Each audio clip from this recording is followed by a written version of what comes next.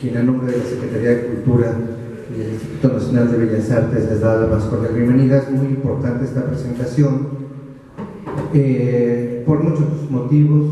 El principal es porque un premio de la magnitud del Internacional Ensayo del Siglo XXI Editores se hace, es un premio patrocinado además con la Universidad Autónoma de Sinaloa. Es un premio que llega ya a su 13ª edición en el 2015. Es una de las, pues yo diría, es uno de los premios y es uno de los acontecimientos editoriales más importantes del año. El premio, junto con el Premio Internacional de Novela, que también promueve el siglo XXI, es de los mejor dotados en México. Es un premio dotado con $20,000 en primer lugar, con la publicación del libro. Y desde hace mucho tiempo el centro había intentado acercarse al siglo XXI para presentar el libro, o los dos premios, el de ensayo de novela, y por fin se nos hizo esta noche. Gracias, Siddhartha, por haber hecho todo lo posible para que este libro, que como ustedes lo podrán corroborar esta noche a través de la tertulia, es una licenciatura en Antropología Social y es doctor en Filosofía por la Universidad Complutense de Madrid. Actualmente es miembro del cuerpo académico de estudios de Filosofía, Antropología y Estética de la Universidad Autónoma de Zacatecas y ha publicado ya una obra dilatada en el campo de la filosofía, en la historia de las ideas y en el ensayo literario. Él también recibió, aparte de este premio, el premio Siglo XXI, el premio de ensayo Abigail Bojorquez en el año 2006, y él ha publicado no solamente en México, sino también en España. Por ejemplo, un libro muy leído en España, que es la idea de lo sagrado en el fin de la modernidad, aparecido en 1999, suma más de 20 libros en su acervo personal, y realmente creo que para el Villaruta es un verdadero honor tenerte aquí, querido colega Sergio. Muchas gracias. Esta es una buena tertulia y, por favor, querida Siddhartha, deseo mejor. Bueno, pues bienvenidos a esta presentación. Voy a tratar de que las neuronas me hagan sinapsis en la medida de lo posible para comentar este libro. Primero, yo creo que hay que hablar un poco de las condiciones de producción del libro cuando nos acercamos a un autor, ¿no? Sergio, como profesor, como filósofo, ha generado una escuela, ¿no? Siempre cada vez más jóvenes los alumnos de Sergio, y seguidores en torno a su palabra y a su doctrina filosófica, que invita siempre a pensar y a cuestionar de una manera a veces circular, no sé, hiperbólica. Y acercarse al libro es realmente acercarse a los cursos de Sergio, a los cursos que Sergio da como profesor en la universidad y que ha generado unos seguidores por sus conferencias en varios estados de la República, y también así detractores fervientes y admiradores de su ejercicio, ¿no? Filosófico. Este libro es un libro denso, es un libro de carácter estrictamente filosófico. No hay lugar para el comentario, para el chascarrillo, para el resbalón estilístico, pero sobre todo hay ideas. Es un libro que tiene una idea tras otra, que no deja descansar al lector, que te hace ir realmente al cuestionamiento y que te invita a ese delirio, que es, yo así es como he visto la filosofía últimamente, a un delirio pues, demencial casi, ¿no? Que nos revela ciertas verdades de las cosas, de los objetos. Bueno, la hipótesis principal del libro de Sergio sobre el arte, del saber de las cosas, habla del arte. ¿Qué es el arte? Fenómeno arte lo llama. Y habla de algo bien esotérico, de algo sobre lo intangible, lo que no pertenece a este mundo, porque es lo que nos dicen a lo largo de los ensayos, ¿no? Que exploran diversas obras contemporáneas y modernas, nos habla de la capacidad de la obra de arte para irrumpir en el mundo y cuál es la función del arte. Incluso tiene ahí un guiño particular al arte contemporáneo, o sea, una reivindicación del arte contemporáneo como tal, que eso sí no me lo esperaba. Sergio va hacia el origen de la tragedia, como todo nietzscheano de closet, vuelve a retomar los mitos para explicarnos qué es el arte y cómo el ser trágico pues es el artista. Y justamente parafraseando lo que Sergio propone en el libro sobre la tragedia y sobre cómo las relaciones que tiene el sujeto, que están, digamos, sostenidas en una instalación que tiene que ver con la técnica y la política, son desarmadas por el arte. O sea, el arte como lo que nos aleja del mundo. Y todo el libro se basa en una frase de Nietzsche, que es reivindicar fidelidad a los espíritus de la tierra. O sea, realmente el arte invita a adentrarnos a la tierra, a lo que es terrenal y alejado del mundo. Pues pudiera parecer una paradoja. Entonces, él habla de acercándose a filósofos, ¿no? Como Heidegger habla de cómo el arte puede ser aquello que nos acerca al ser o a lo real y que nos hace huir de este mundo, ¿no? Que a veces pudiera parecer insoportable. Bueno, que Lacan decía que lo verdaderamente insoportable era lo real, pero digamos que dándole otra mirada un poco romántica, esa es la aproximación que tiene Sergio hacia el arte. También dice que el individuo humano debe identificarse con lo que no es propiamente humano. O sea, está hablando de un carácter sagrado del arte, en una forma críptica, como es la escritura de Sergio, y que a veces da pie como al chiste, pero que sigue siendo muy compleja la lectura y tiene párrafos que son realmente, tienes que leerlos unas 10 veces para poder entender. Y bueno, también habla de la vida como una afirmación de la mortalidad, que es como este pensamiento que acerca un poco a lo brahmánico, ¿no? A lo budista, la vida como afirmación de la muerte. Y bueno, esa sería mi introducción, porque tengo aquí un par de preguntas posteriores para darle la palabra a Luis Bugarín.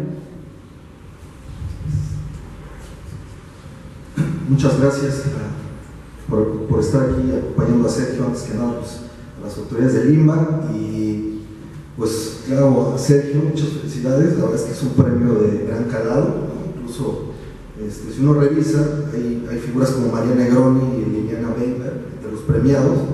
Pues básicamente ya estamos hablando ya de ya lo que sería el canon, ¿no? De nuestro ensayo hispanoamericano contemporáneo. La verdad pues es que es un gol no solo para la filosofía mexicana, sino hispanoamericana, que cuando uno revisa el libro pues, se da cuenta de que básicamente pues, es una premiación totalmente justificada, porque es una obra que claramente la manufactura tiene mucho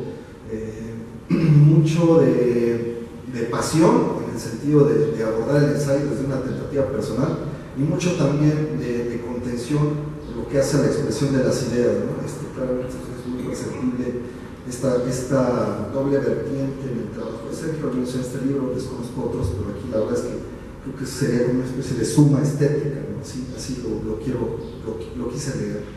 Yo estoy en la Facultad de Filosofía y Letras, pero yo estudié Letras Hispánicas. Entonces, si alguien es filósofo, y claramente si digo alguna tontería que las diré, pues por favor trate de no reírse mucho, ¿no? Para que pueda seguir con mi disertación, porque la verdad es que yo lo leí desde un ámbito totalmente literario, y sobre todo desde una perspectiva de crítico, ¿no? La verdad es que el saber de las musas, lo que Sergio llama el fenómeno arte, pues no es sino esta constelación permanente de signos que son las obras de arte, o lo que aspiran a ser las algunas, ¿no? Creo que tiene que ver un poco, y aquí es donde se inserta en lo que cualquier lector puede experimentar, ¿no? Que es la experiencia estética, Cuando, por ejemplo, vemos una obra exageradamente moderna, por ejemplo, un tiburón cortado en dos en una piscina de formol, ¿no? Y nos dicen, bueno, es que esto está en la colección tal y es lo que es hoy, ¿no? Esto es el arte, es el avant-garde. Entonces le damos la vuelta al tiburón, lo vemos cortado. Claramente hay maestría técnica en el corte, ¿no? Es decir, alcanzamos a ver todas las vísceras en orden, pero no está al alcance de todos determinar por qué ese tiburón o esa calavera con un ajedrez dibujado, con un plumón, ¿no? Y algunos diamantes, ¿no? Para hablar una obra de Gabriel Orozco, una fotografía de un balón ponchado, ¿no? Una agüita, ¿no?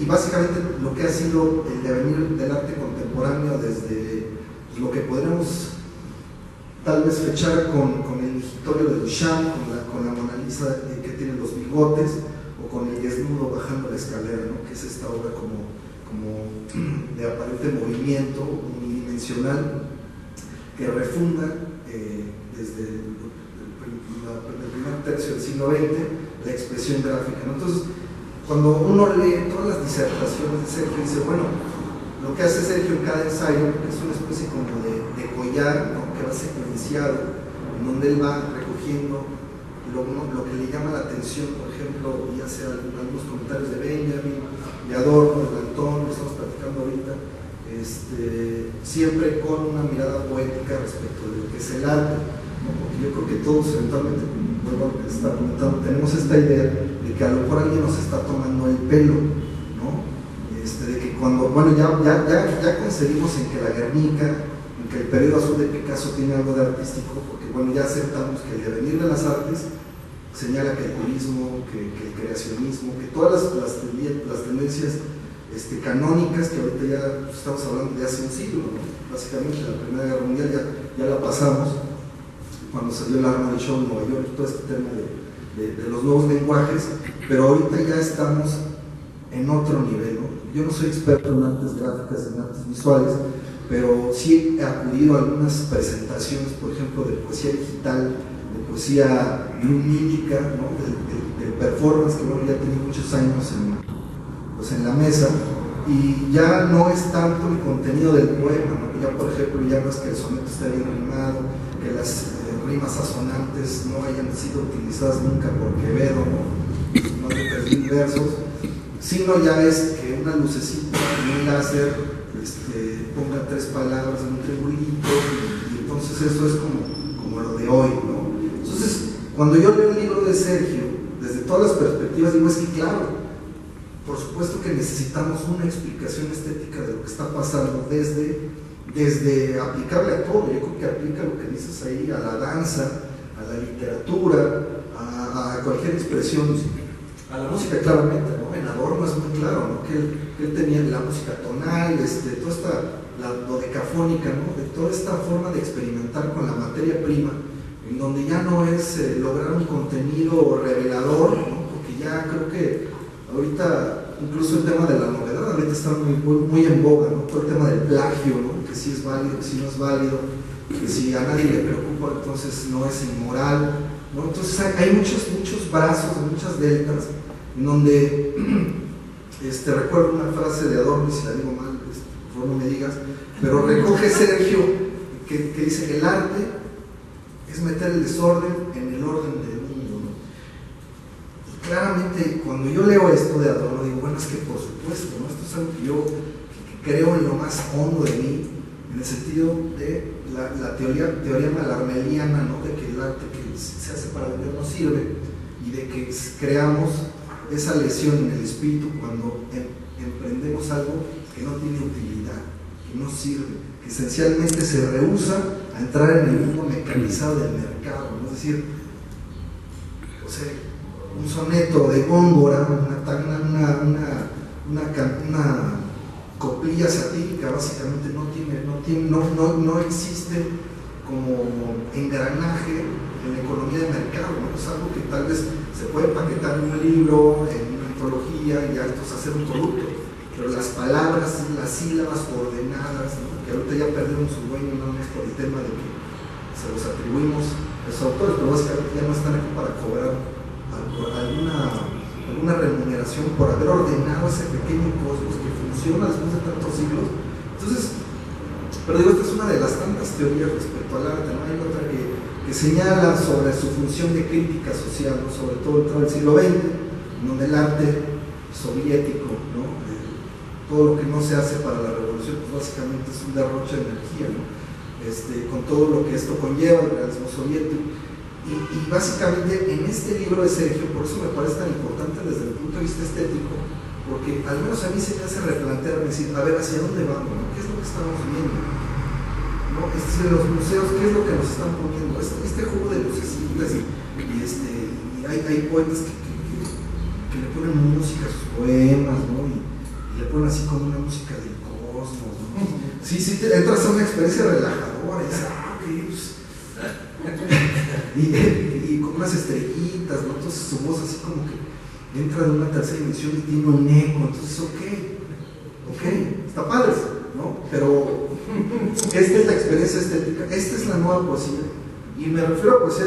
Sergio, por favor corrígeme, pero en el último capítulo Sergio recoge versos de Ungaretti, versos de Vallejo, porque su reflexión no puede estar disociada del decir poético. Es decir, cualquier teoría estética no puede dejar, yo creo que ni a la música ni a la poesía, si es que hay diferencia, fuera de lo que ahorita podríamos considerar un discurso válido, ¿no? Que yo creo que sigue siendo todavía motivo de debate, ¿no?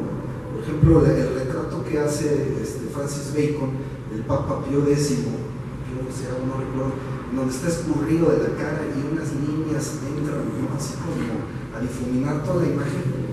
Yo creo que todo esto no está dicho, no estamos todavía sobre la materia escurridiza y lodosa de lo que tal vez es arte y de lo que tal vez nos podrían estar dando gato por liebre. Ahora, si uno se va a lo que cuestan estas piezas, bueno, pues claramente hay obra de Jeff Koons, ¿no? Que es el que hace los perritos como de globito, ¿no? Así como en todos los tamaños y que seguramente para cierta burguesía que pueda adquirirlos, pues están muy padres.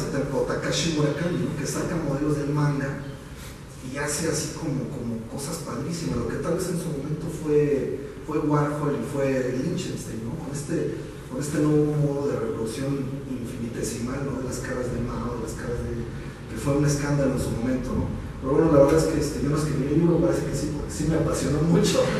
Yo les agradezco mucho que me hayan escuchado, porque claramente yo sí tuve esta situación de pensar, bueno, sí es cierto, y hacia dónde vamos, ¿no?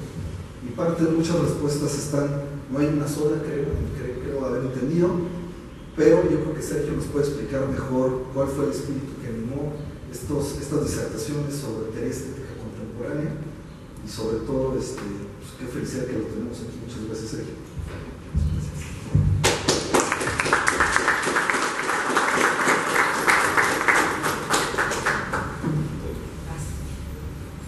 Muchas gracias al Instituto Nacional de Bellas Artes. No estoy pedo.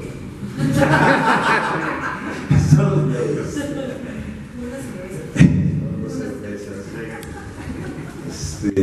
No, muchísimas gracias por la invitación, por la posibilidad de que platiquemos aquí sobre este libro. Muchísimas gracias, sí, por haber conseguido todo esto. Muchas gracias, Luis, por el comentario.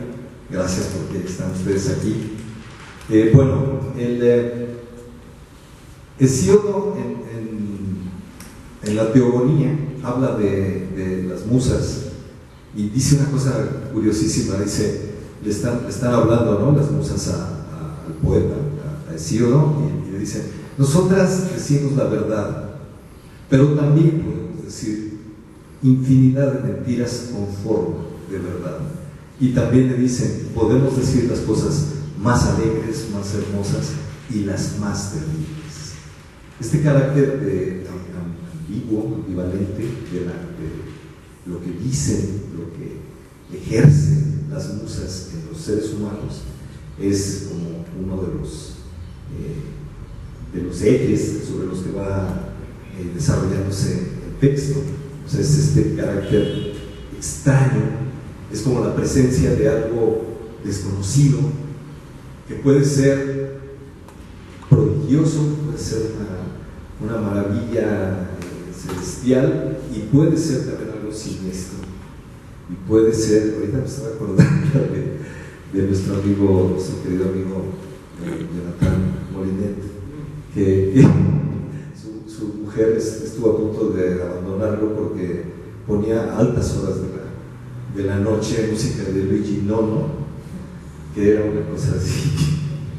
Te paso todo, menos que pongas a Luigi Nono en este momento. Este carácter de la música moderna, que es verdaderamente terrorífico, ¿no? O sea, el Magnificat de Penderecki, por ejemplo, que es música religiosa, pero que es infernal, es infernal. Este carácter ambiguo, doble, demoníaco y angelical que tiene la música contemporánea, que pues, la música es música sacra, ¿no? La de Penderecki, la de Goreski, la de Nono, la de Berio, Hausen. Este elemento a mí, John Cage, no se diga. Claro que la religiosidad de John Cage pues, es más bien de tipo oriental, ¿no? Es más taoísta. Desde chamaco a mí me produjo así un shock este doble carácter, ¿no? Presente en la pintura, presente en la música, presente en la poesía. Las flores del mal, por ejemplo, de Baudelaire, que son verdaderamente como Kafka, es el relato de la metamorfosis o la condena. En fin, sí hay una experiencia fundamental que se puede uno remitir a la infancia, a la adolescencia, en donde la obra de arte, o sea, la experiencia estética, sí es una especie de sacudida, es un estremecimiento, donde está involucrado el placer, pero también está el dolor, está la esperanza y está un abismo de desesperación. Este carácter nunca resuelto en un sentido ni científico, en un sentido epistémico, de que esto es verdadero, que esto es falso, y que tampoco se resuelve en el sentido ético, de que esto es bueno, moralmente bueno, o es algo que nos lleva a la perdición, al extravío total. Este doble carácter de la obra de arte es algo que a mí siempre me ha parecido como lo esencial, lo fundamental, lo que siempre está presente. Es obra de arte, sí y solo sí, como dicen los analíticos, los filósofos analíticos, sí y solo sí produce esta sacudida que es un desplazamiento, que es una pérdida de la vertical, que es una especie de un viraje, produce una indignación inédita, que tiene que ver, ya cuando estaba un poco más crecido, o sea, yo empecé con la ciencia en la prepa, herido desde la prepa. Yo primero estudié biología, pero al segundo año dije, la ciencia no es maravilla, la ciencia no. Sí tuve un choque fuerte, personal, con la perspectiva científica. Una maestra de biología en el primer año, Dios la tenga a fuego lento. Esta maestra, me acuerdo que estábamos en el laboratorio de biología y con los microscopios, los protoobjetos y todo, deshidrátala, y todo para la parafernalia científica, y me tocó a mí un portaobjetos con un tejido, un corte, un tejido muy bonito, pero se le había caído la etiqueta, no sabía qué era. Entonces, pues la puse en el microscopio, en el telescopio, no, en el microscopio, y maestra, pero esto qué es, no sé, pero dibújalo, tú dibújalo, pero ¿qué es? No sé, tú dibújalo. Y luego ya con el conserje de laboratorio fuimos y había varios portaobjetos que no tenían etiqueta, no sabía qué era. Y entonces ¿qué es esto? Pues es que se le cayó la etiqueta. La ve así. Ah, estos son testículos de tarántula. Bueno, se entiende por qué toda la ciencia. No sirvo para esto. Bueno, estudié 2 años de biología y luego ya pasé a antropología. Y en antropología, sí, así como que lo fundamental, me acuerdo que más que leer de antropología, lo que leía era literatura. Leía pues todos los autores de boom latinoamericano, Cortázar, obviamente. Y me acuerdo que en las islas, un cuate bien pacheco me dijo, me dio con un libro con las historias de Cronopios y de Famas. Yo todavía estaba en biología. Me dijo, oye, estás leyendo, ese es un libro maravilloso de Cortázar. Y me dice, ¿qué es la magia para ti? Y me quedé así, a ver, pues, para poder contestarte, ¿no? Y me dijo, nada, mira, tú al que tienes que leer es a Howard Phillips Lovecraft. Lovecraft, junto con Cortázar, ese creo que es el bonito, porque fue, o sea, las historias de Cronopios y de Famas de Cortázar sí era una aventura en el pensamiento, en la escritura, que me alejó definitivamente de la perspectiva científica, racionalista, y bueno, pues era el libro de cabecera, pero luego leía algo y descubrí algo que esto que está así como el corazón de este libro es un término que no inventó Lovecraft, pero que toda su obra gira en torno a este concepto. En realidad es un concepto filosófico donde está claramente formulado en Kant, que es el de lo luminoso. Después un teólogo protestante, Rudolf Otto, hace un libro maravilloso sobre lo sagrado, lo santo, lo traduce así en Alianza Editorial, lo santo, lo racional y lo irracional en la idea de Dios. Ese es el subtítulo de este libro de Otto, pero que todo el tiempo está hablando de la tesis de Otto, fundada en Kant y que desarrollada literariamente por Lovecraft, es que el origen de la experiencia religiosa es un contacto con lo luminoso. ¿Qué es lo luminoso?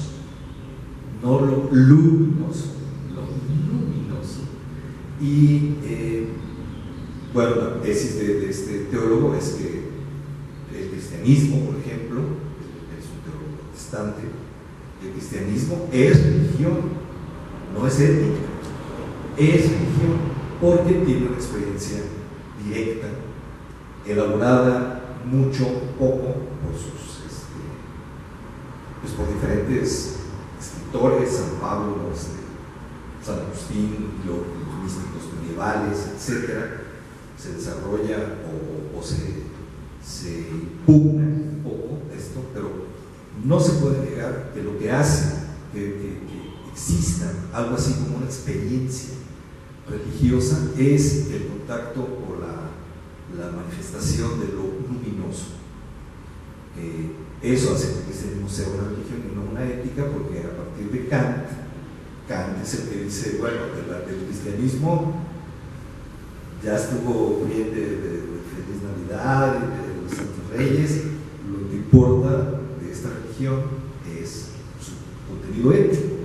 Entonces hay una secularización, ¿no?, de la religión en el pensamiento filosófico de Kant, pero que un discípulo de Kant dice, pues sí, puede ser, pero lo que sigue siendo interesante que siga vivo, que siga viva esta religión, es justamente esta experiencia de lo luminoso. Entonces, bueno, a mí desde los años juveniles, leyendo a Lovecraft, leyendo a Cortázar, y luego pues, leyendo más a conforme más iba leyendo cosas así, pues era ir acrecentando o confirmando la importancia de esta dimensión, que es una dimensión extraña, es lo extraño, que es no otra cosa, o sea, lo luminoso no es otra cosa que la presencia de lo desconocido, de lo radicalmente desconocido. La idea que se desarrolla o se empieza como a ilustrar en el libro es esta, es decir, ya no es en la religión, sino en el arte, en la novela, en la pintura, en los happenings, en las instalaciones, en la fotografía, en la danza, en la música, obviamente, en el poema, donde esta experiencia de lo desconocido encuentra su vía de manifestación, de realización, de desarrollo, de despliegue. Esta es la idea básica del libro. Esto de lo luminoso, desde perspectivas filosóficas más concretas, ha recibido diferentes nombres, pero creo que es lo mismo a lo que apunta. Por ejemplo, Hegel, la fenomenología del espíritu, todo el pensamiento de Hegel lo sabemos en la fenomenología del espíritu, en todas la ciencia de la lógica, etcétera, la enciclopedia. Lo que él va diciendo es: podemos entender el mundo humano a partir del despliegue temporal, histórico del espíritu. ¿Qué es el espíritu? Lo que nunca lo define. Dice, el espíritu es aquello que da a ver ciertas configuraciones del mundo. En el arte hay una manifestación de lo absoluto, pero es una manifestación que es para la sensibilidad, para los sentidos. Por eso la belleza o lo terrible, ¿no?, de la obra de arte, que es lo absoluto, hablándonos sensiblemente. Hay que pasar del ámbito del arte, dice Hegel, al de la religión, es decir, al cristianismo, que es donde ya no provoca esto, lo absoluto, el espíritu, ya no provoca en nosotros una emoción, una emoción estética, sino provoca una especie de autorreflexión.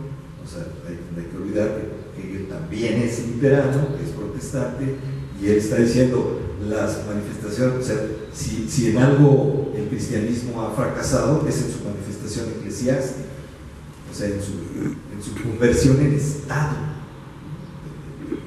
En realidad el cristianismo es esta experiencia de lo absoluto, pero en la autorreflexión. Aún ahí no es el lugar donde lo absoluto se encuentra su forma. Hay que pasar a la filosofía. Y en la filosofía, Hegel, filósofo, teólogo, pero filósofo, finalmente dice: solo en la filosofía lo absoluto encuentra su molde, su estuche, su manifestación ideal exacta. Bueno, esta es una idea. Cuando Hegel habla del espíritu, en realidad está hablando de lo luminoso, solo que humanizado.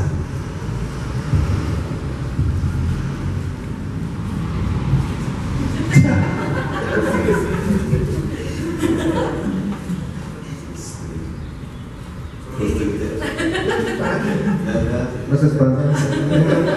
Va a tener que empezar otra vez. Sí. A ver, esta idea, pues, o sea, la idea central es va como a contracorriente de Hegel. No hay un ensayo sobre Hegel, pero pues tampoco hay uno sobre Nietzsche, pero son como los dos carriles sobre los que va construido la lectura de estos diferentes autores o obras o presencias o discursos. Y entonces Siddhartha dice, en realidad este libro es una recreación de esta frase de Nietzsche en el Zaratustra: seamos fieles a los espíritus de la tierra.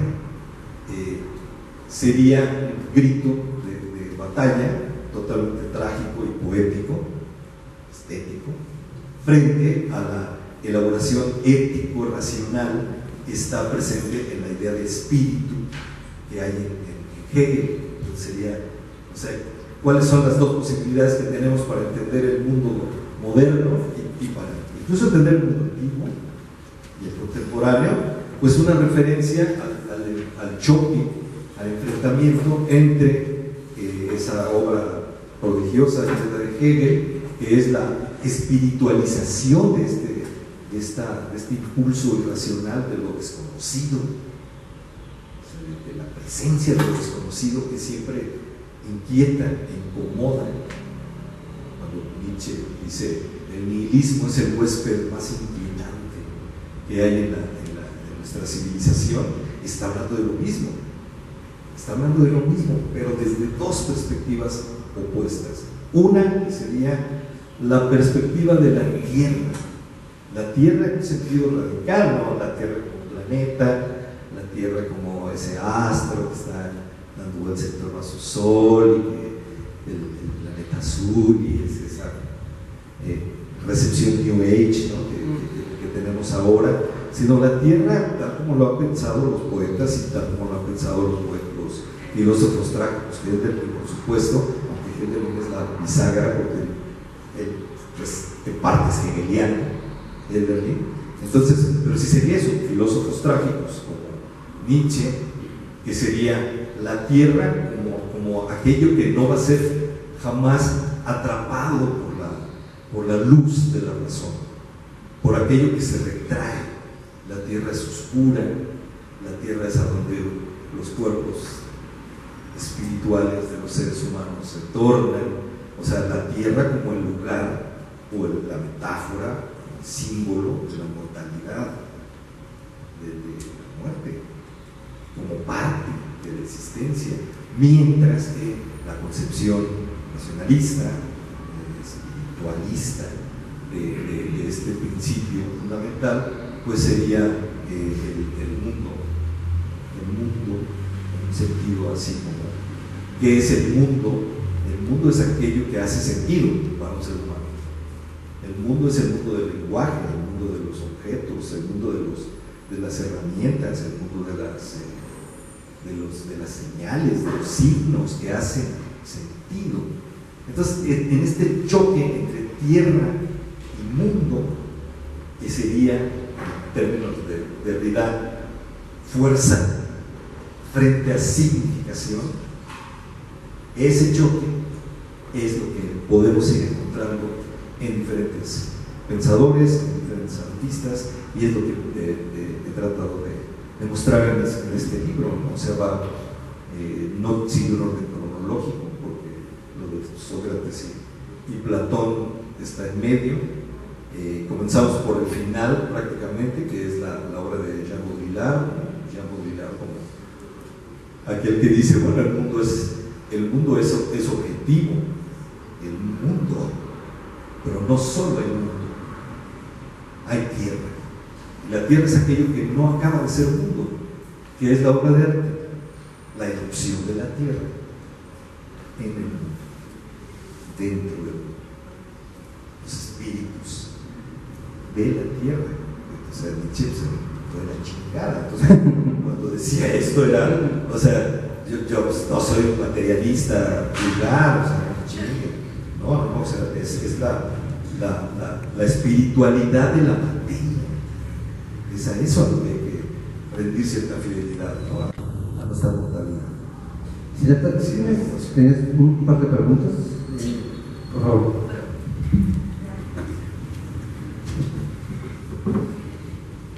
Tenía dos preguntas. Una se refiere a, bueno, que es la teoría, digamos, del arte según Sergio Espinosa.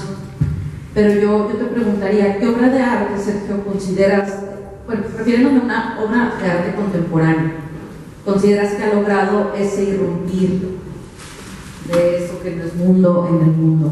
¿Realmente el arte contemporáneo logra hacer eso? Porque ahí tienes una tesis sobre qué es el arte contemporáneo, que es como desmontar de alguna forma o quitarle desmontar el objeto desproveyéndolo de su intención, ¿no? De alguna forma, como quitarle su función, despojarle la función. Entonces yo te pregunto, ¿qué obra de arte contemporáneo? Porque haces una mención ahí de algunos artistas contemporáneos, pero ¿cuál obra específicamente crees que ha logrado eso que estás diciendo? La irrupción de ese otro en este mundo. Pero cuando preguntas arte contemporáneo, no te refieres al moderno. No, me refiero al arte contemporáneo de Warhol. O sea, después de Warhol. Ajá. Lo contemporáneo es después de Warhol. Ok. ¿Sí? Sí, lo que está ahorita en el MOAC en la UNAM, más de cuenta. Que de esas cosas que se están produciendo ahora han cumplido con una función parecida a la que tenía ese arte del que tú hablas.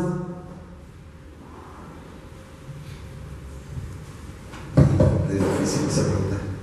¿No tienes otra?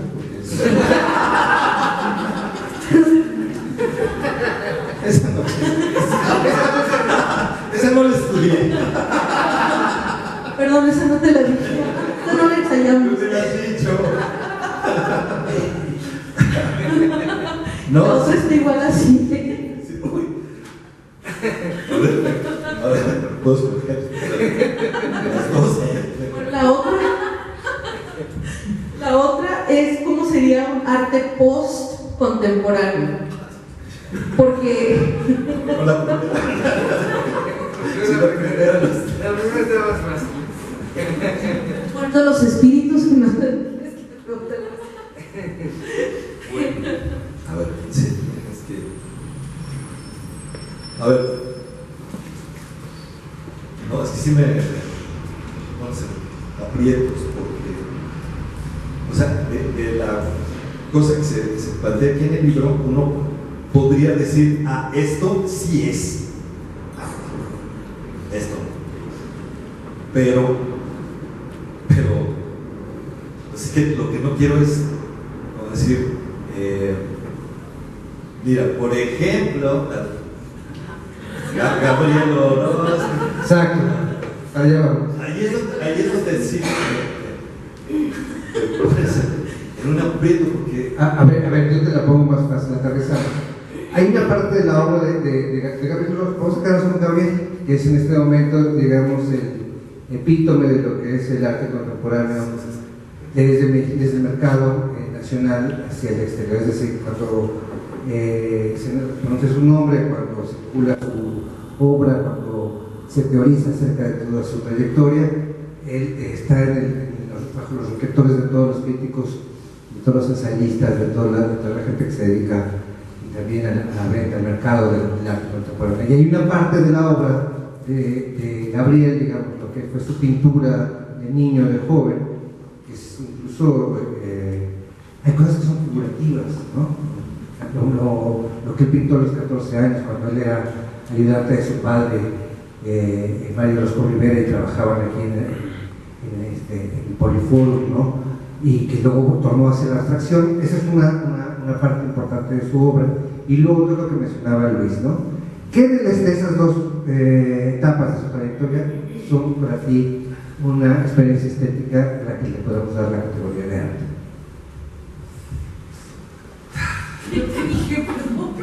Ya te estoy poniendo más fácil, ya te estoy dando ejemplos muy concretos.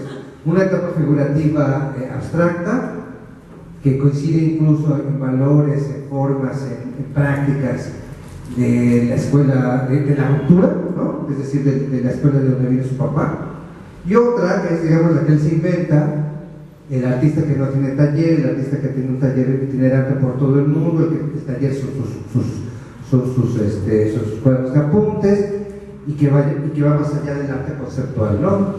Y es capaz de, por ejemplo, con una caja de zapatos, convertirse en un startup en Nueva York. ¿Cuál de las dos es para ti, digamos, desde tu perspectiva, la historia de las ideas de la filosofía y la antropología, una obra de arte? esa es la parte que creo que sí es absolutamente subjetiva. O sea, sí hay una. Mira, por ejemplo, a mí me descoloca esa pregunta en primer lugar, porque con la perspectiva que se desarrolla en el libro, pierden importancia, no que desaparezcan, pero sí pierden relevancia los cortes de época. O sea, por decir, el contemporáneo es totalmente diferente del moderno, y el moderno es diferente del romántico, y el romántico del barroco, y del barroco del renacentista. En fin, estas divisiones que son, ¿verdad?, son muy útiles, pero precisamente que sean tan útiles es muy engañoso. Entonces, lo que tú puedes ver es que una obra de arte atraviesa todas las épocas. Es decir, o sea, aquí le doy su lugar a María Sabina, ¿no?, a los cantos de María Sabina, cuando está totalmente hasta la madre de hongos, ¿no? Y ella está con unos salmos que puedo decir, pero esto es arte moderno, o arte indígena, arte folclórico. O sea, me resisto a esta división, esta clasificación. Entonces, por ejemplo, pues lo del arte contemporáneo, o sea, para mí es contemporáneo Altamira. Lo que ocurre en las pinturas de las cuevas de Altamira es contemporáneo, como obviamente Picasso, con las obras de Picasso, pone en el momento actual, su momento, principios del siglo XX, pone el arte africano, por ejemplo. O sea, es intemporal, realmente sí es intemporal, para empezar, ¿no? Entonces, decir, ¿cuál de las obras contemporáneas te parece que sí? No, es que para mí contemporáneo es todo. Y al mismo tiempo que es contemporáneo, es intempestivo, en el sentido de Nietzsche, ¿no?, de ruptura con la actualidad, ruptura con la moda, ruptura con el choque, ¿no?, enfrentamiento con la convención, porque ya estamos habituados a esto, que es como el enemigo, ¿no?, de la obra de arte, pues es la convención, es el hábito. Y entonces, por ejemplo, ya para tu pregunta, sí, Jaime, ¿no?, Héctor, es esta, o sea, la caja de zapatos vacía de Orozco, a mí me parece que da muchísimo que pensar, da mucho a pensar. Eso, más allá del agrado o el desagrado que provoque, da mucho a pensar, y en el momento en que la ofrece es verdaderamente una manifestación, es una erupción de la tierra, de toda esta hipótesis, ¿no? Cuando se convierte, que es casi de inmediato, en convención, o sea, cuando empiezan los imitadores los piratas, yo ahora voy a poner aquí los calzones cagados de mi abuelita, van a estar colgados de ese candil, y entonces pues es arte, cabrón. Allí es donde dices, no, pues ya, aquí ya se choteó la cosa, ¿no? Pues bueno, es muy difícil decir, realmente es cada uno de nosotros el que dice, a ver, esto me está dando Turner, por ejemplo, ese es un ejemplo maravilloso, ¿no? Turner, podemos decir, ¿no? Turner pues, está en el siglo XVIII y tiene una alucinación, literalmente se ha dicho, de lo que sería la pintura del siglo XX. O sea, toda esta, pues el camino a la abstracción, al impresionismo, al expresionismo, es decir, todo, pero no en todos los cuadros. Hay un comentario en el libro de un cuadro de Turner.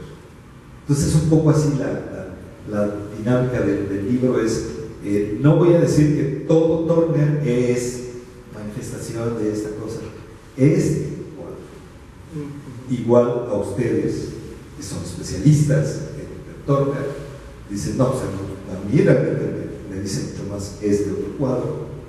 Y eso es lo que deberíamos de aplicar para el caso de Orozco. Sí, o sea, es una hipótesis así que se puede aplicar. Esa arte sí provoca esto, pero no siempre estas obras van a provocar esto en toda la gente, en todos. ¿Puedo preguntar algo antes de que me vuelva a ahogar? Sí. Si partimos de la propuesta de que el arte, de que el arte debe causarnos alguna impresión, ¿no? Como lo hace, por ejemplo, cualquier pintura renacentista o lo que sea, hasta los azules en caso, vamos, algo ya. Pero estamos hablando de una caja de zapatos en donde para poder sentir una emoción tenemos que entender desde el pensamiento por qué está la caja de zapatos ahí, o por qué está el cuadro blanco, o por qué está la caja de cervezas vacía con una hoja de oro. Necesitamos que alguien nos lo explique para poder sentir algo. Se vuelve una ideología, pero a mí la palabra arte deja de cuadrarme dentro de esta nueva, digamos, no sé, movimiento. Exacto, entonces, no sé, me confunde mucho el arte en este momento, tanto como la poesía también, el la y lo, me confunde mucho. No sé cómo apreciarlo. ¿Cómo recibirlo? Exacto.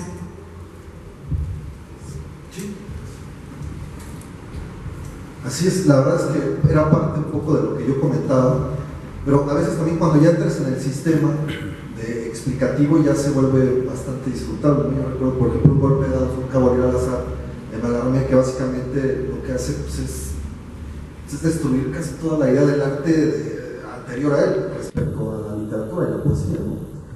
Pero yo más bien quería comentarle un poco a Sergio respecto al tema de la subjetividad. Yo recuerdo que Proust, bueno, él pues, obviamente era muy apasionado de la pintura, y él habla de un cuadro de Vermeer que se llama Vista de Delft, que es una perspectiva desde el puerto de Delft, desde una colina, y él se refiere como el mejor cuadro del mundo.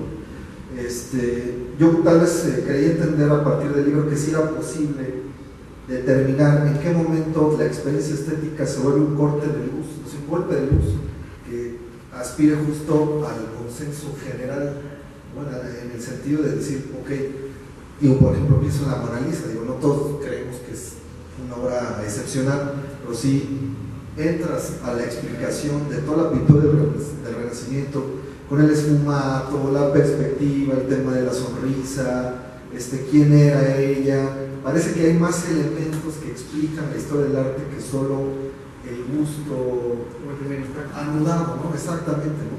Creo que, por ejemplo, el caso que utiliza de Turner es muy significativo, porque sí, yo creo que cuando entras a Turner pues son golpes de luz, ¿no? Es decir, es una cosa que básicamente no te suelta, ¿no? Cuando ves a Turner, yo creo que es con los pocos que te pasan, tal vez con Vermeer también, pero yo te quería preguntar un poco qué tanto juegan todos los demás factores. Cité el mercado, cité todas las explicaciones alrededor de por qué en ese momento la lata Campbell's es significativa en el devenir de la historia del arte, a la luz de todos los autores que digo, sí es posible meter todo esto en una licuadora y que tal vez quien nos acompañe y se lleve una idea, decir, ok, para detectar en qué momento estoy ante esa experiencia fundamental del numen, puedo decir, ok, el tiburón no me convence, pero sí el Citroën partido en dos, ¿no? De lo que hemos visto, o tal vez una casa de Renzo Piano, o digo, cualquier otro lenguaje.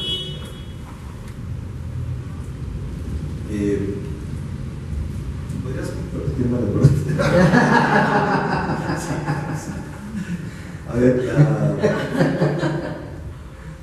sí, el tema es en qué momento podemos estar seguros que, aunque sea para nosotros, hay ese golpe de espada, decir, Zócalo, esto sí no lo había visto.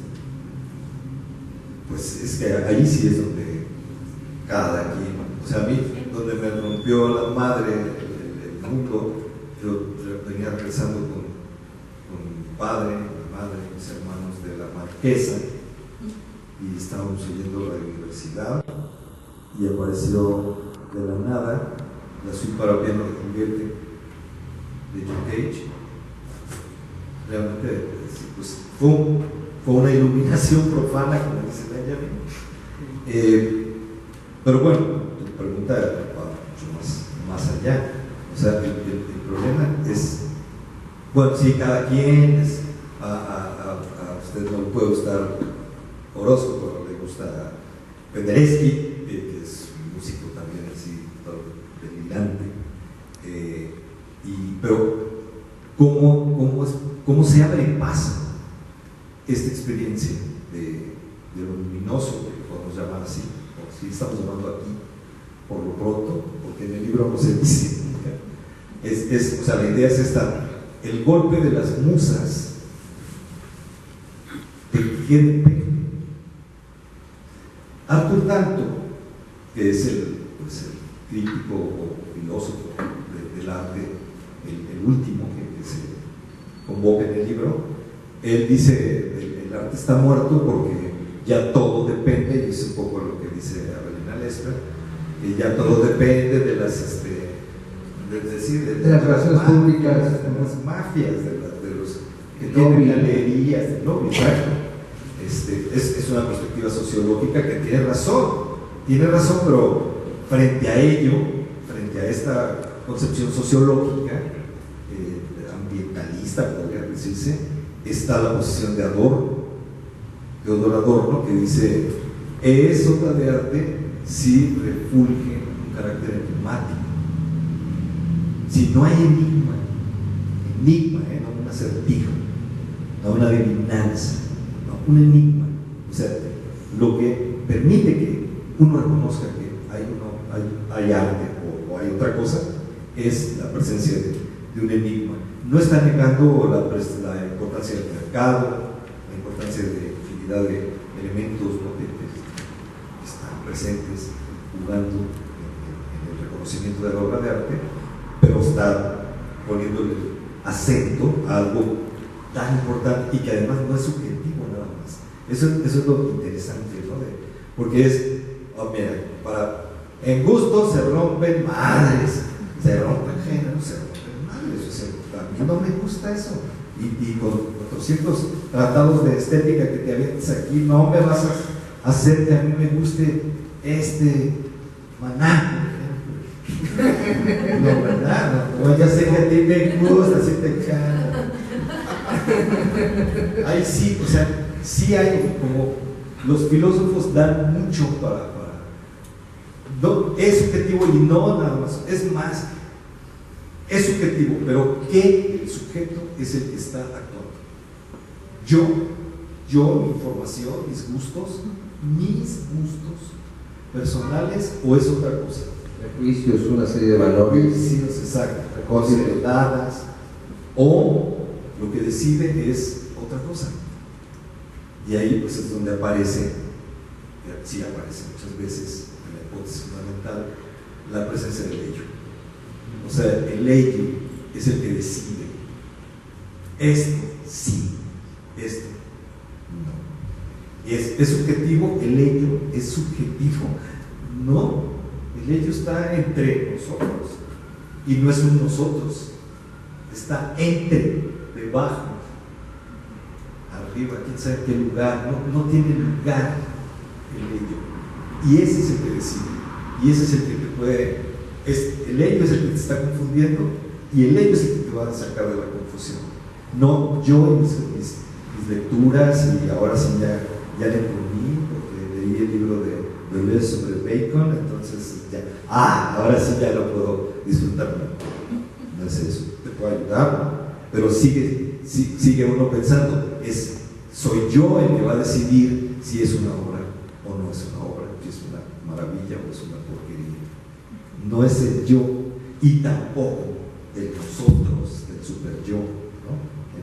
La presencia de Freud también, o sea, no hay un ensayo sobre Freud, pero pues Freud está presente en Lacan, ¿no? También con esta idea del ello de Freud, lo real en Lacan, la voluntad en Schopenhauer, que no es propiedad de un yo, ni de una colectividad, ni de una comunidad, ni de un mercado, por ejemplo. Entonces, como que la brújula está en el lugar donde menos esperamos. Y eso es por eso hace difícil estas discusiones. Hay tiempo para un par de preguntas más. No sé si se quieren aventar. Sí, como no. Preguntas, no Sí, curiosamente estaba pensando precisamente en esta parte subconsciente de ello, y me vino Carl Jung con los arquetipos, y hasta qué punto también quien está percibiendo ese símbolo viene a destaparle, a desencadenarle ciertas emociones profundas, ¿no? En esa psicología de Jung, que también tendría que ver con esos resortes, creo. Sí, no, definitivamente. Lo que pasa es que Jung es platónico. O sea, Jung es Platón. O sea, Jung le llama arquetipos a lo que Platón decía idea. Las ideas no son prejuicios o juicios que en la cabeza individual se forme la gente de ciertas cosas. Las ideas no pertenecen más bien uno subjetivamente como individuo pertenece a esas ideas, lo mismo que dice Platón, Jung, ¿no? Sobre los arquetipos. Y bueno, toda la escuela esta del círculo de Eranos, ¿no? Con Gilbert Durand, con Michel Yadé, con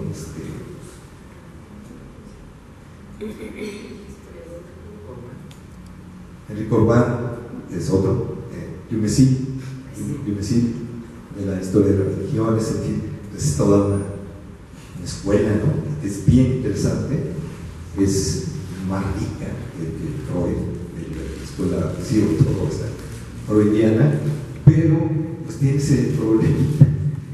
O sea, cuando se habla de lo luminoso, no es lo simbólico, no son símbolos.